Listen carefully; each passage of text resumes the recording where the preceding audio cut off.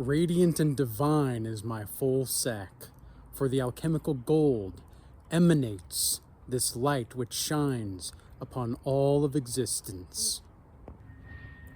You know, it kind of feels illegal to have this much peace. And it feels illegal to have this assumption that everything's just going to work out. And when you just keep ignoring reality, the third dimension, you might call it, where things just maybe are just there's too much friction being had there, right? There's just so much friction. And then finally, when you just start to have that inner peace, when you no longer have preferences, even just for a moment, you let go of all your preferences and you let go of the diseased mind and the mind virus that is plaguing the world, and you stay silent. You stay as the silent man with a full sack. All of a sudden, things start to just make sense.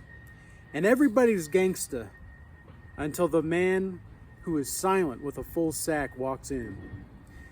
It's unbelievable the power that you have when you have a full sack.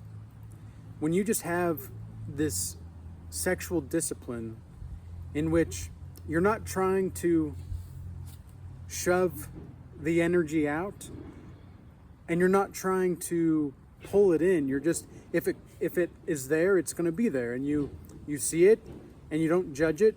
You don't try to do anything with it. You know, it was quiet as a mouse up until I literally pressed the record button after I sat down. But anyway, so it's a beautiful day, and the alchemical gold that we're going to be transmuting from lead into this video is going to be very palpable.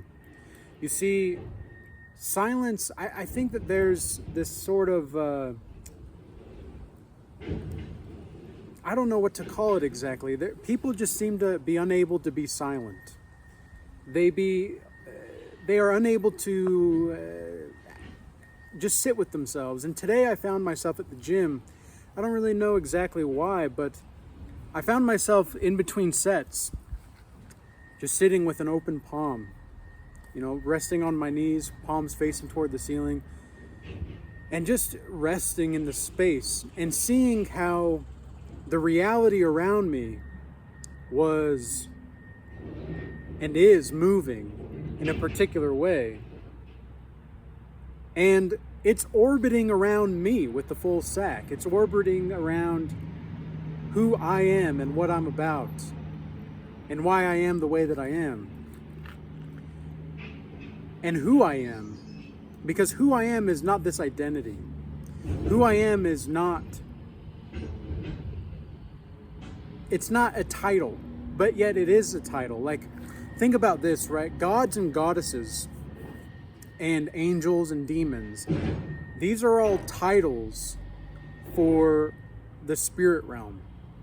These are all titles for people who have graduated in a certain way in which they can have this title. And it's kind of like with the Hindus, there's a million names for God in Hindi. Holy crap. Like Bhagwan or Vishnu or Shiva, like they're all gods and goddesses, and yet they're all like God too, it seems like. I don't exactly quite understand it, so maybe if somebody's more familiar with it, they can reach out into the comment section and educate. But otherwise, yeah, it's just a very fascinating thing to think about, and it's fascinating to experience. But it is just a title.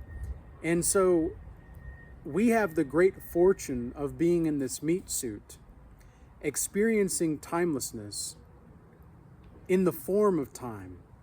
So we see ourselves from a particular angle, and we think that that exists. Like, also today when I was in between sets at the gym and I was just, resting, my palms faced open up, just again, just feeling the energy of everything around me and not judging it, really practicing not judging, because I'm noticing how much I can judge. And even at the degree in which I'm at with this godlike mastery, right? It's like you still have those tendencies as a human being. Okay, this is why it's so important to meditate every single day, because otherwise, well, I mean, it's a practice, right? You don't have to. Like, it's not like you have to do this. It's just more like, well, do you want to fly or not? You know, do you want to have the alchemical gold or not? It's all relative, but it's not really relative. This is what I mean when I say the only objective truth is there is no objective truth. The objective truth is that it's all subjective. And yet, in that objectivity is the subjectivity, and in that subjectivity is the objectivity. So it's a paradox. I don't mean it literally, but this is part of the process of graduating in levels and planes of consciousness. You know, and it's a profound experience when you start to see beyond this day-to-day life, and yet at the same time you see the day-to-day life for what it is. Like, that's what I was experiencing at the gym. It's just like, wow, yeah, I'm really here. I'm really being. Like, I'm really just being, and I'm not trying to romanticize anything about it either, because we can romanticize our experiences as human beings a lot. You know, we can very much so romanticize the experiences, and this romanticization of the experiences is derived from this need to feel like we matter more than we really do. It's not a bad thing, it's just that that's kind of what happens, right? People want to think that they are more something than they really are. And yet, at the same time, you're everything. So, we always have to be centered and grounded in this awareness of, I am God playing out a character in a meat suit, basically. Like, I am God playing a human character.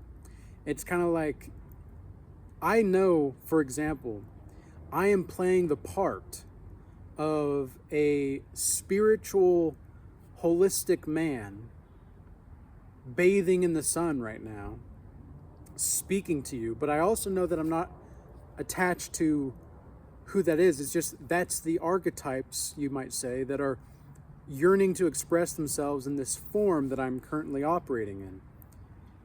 And it's a beautiful thing, but it's not really something to, you know, it's not something to be like, wow, that, you know, it's just, you're really somebody, you know, you're really somebody now. It just is what it is, and there's nothing wrong with that. It's very beautiful, and there's something very unique to be had in the experience of this life. I mean, we have the great fortune of recognizing that man himself is essentially the bastard between heaven and hell. And the second that you start to have preferences or likes or dislikes about certain things, you're going to start to put a disease in your mind. You're going to start to almost create hell without even meaning to. And the more you challenge these old thought algorithms, the more, like, let's say, for example, scarcity. I am really going through a lot of work right now with scarcity, with people and with myself specifically. It seems like the people that I'm working with right now in my godlike mastery and one-on-ones, and specifically with the Regal Academy as well, it seems like a lot of people are going through integration of the shadow, which I'm glad I made the integrative shadow class in the Regal Academy, because now that that's available, people can take these practical ways, but also integrating the deeper aspects, and they can integrate it in the best way that they can with that information. And it seems like there's a lot of shadow work going on, but we also can't romanticize the shadow work. You You see, because once we romanticize the shadow work, we're like, oh yeah, I'm really going through it with my shadow. Like, and you start to like, you almost start to perverse the shadow work. You start to perverse this essence, when in reality, and when I say reality, I really mean truthful reals. In truthful reals, what it is that instead of a real truth, it's a truthful real that it doesn't need to be so romanticized. It's just part of the process. It's just part of life. You can live your life however you want to and still be the silent man with the full sack. You can still be the spiritual man or the woman or whoever, like whoever's watching this, because I know more women are watching this as well on this Regal Change account. More women are gravitating more towards the Regal Shaman channel that I have now. And I'm grateful for that, because I think that that's beneficial, because I don't want to speak to only one type of person, right?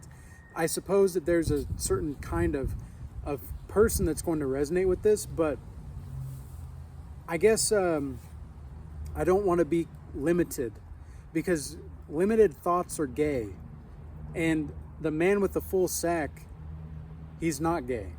He's not gay. He doesn't want to be in limited thought. He wants to be beyond thought.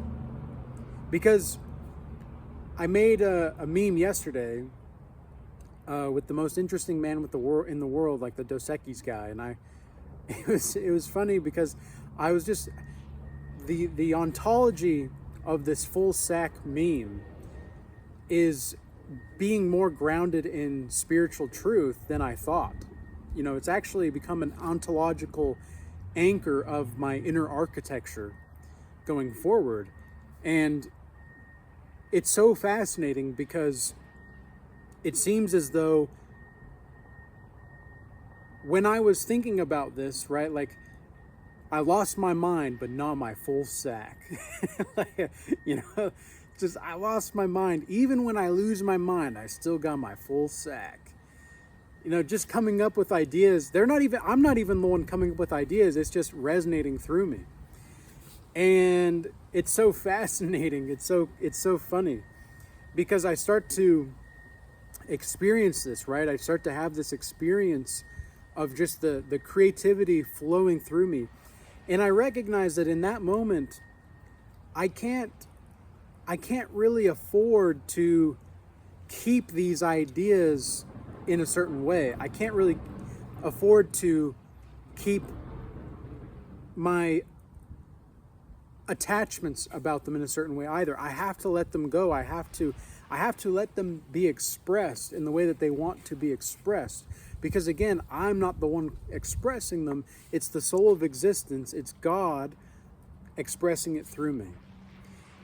And so it seems as though we are just so spiritually bankrupt as a society that the moment somebody starts to have that groundedness, they can't help but lean into it. They can't help but be drawn to you. They can't help but have this almost affection towards you because you're just at ease. You're just at ease with existence. And when you are at ease with existence in its totality, something very beautiful happens. You start to see the oneness of life in such a profound way that you see everything as the manifestation of God, because that's what it is. Everything in this physical realm is a form, is a physical manifestation and a form of the true divine essence of the soul of existence. And that is so beautiful. Once you really start to see that, like you're not just conceptually thinking about it anymore, you're actually experiencing it. You're actually seeing it. And all of a sudden, you see God in a tree. All of a sudden, you know, when you go to the store and like I was at the butcher today getting some more beef fat. And, you know, I looked into the butcher's eyes and I I don't think that they were sparkling, but I felt as though I could see the sparkling essence of who they really were and are in the moment. And I'm more so watching myself watch myself. And at first this was kind of nerve-wracking, because I was like, whoa, this is like, I'm really moving into love. I'm really moving into a place of love. And even that, it's like, it's not even love, it's like something beyond it. It's something beyond love and hate. I don't exactly know. It's just the complete oneness, and yet the uncompleted completeness of everything. So I think that's everything that I really want to say in this video. I hope everybody stays blessed out there. Shout out to all the full sack bros and the full sack alchemists. I hope everybody stays blessed. Sign up for the Godlike Mastery offer that I have. If you have the finances and you want to really make that transformation and investment in yourself, that's going to be the route to go. That's going to have personal rituals that are going to be tailored and custom to you. Or if you're looking for more of a community setting where you can actually just see the architecture and explore the architecture and have, like-minded people around, then the Regal Academy is going to be for you. Otherwise, I hope everybody stays blessed. Peace be with you, and until next time.